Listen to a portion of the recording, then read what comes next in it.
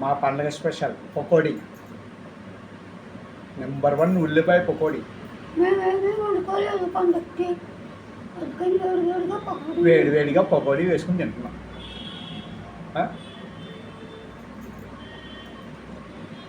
బాగుందా?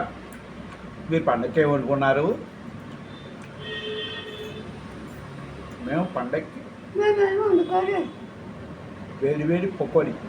అందుకని వేడివేడి పకోడీ వేడివేడి పకోడీ వేసుకుని తింటున్నాం. బాగుందండి.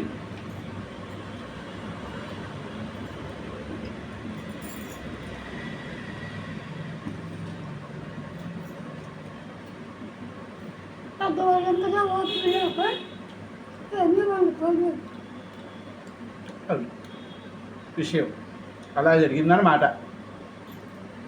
ఆ విధంగా జరిగింది.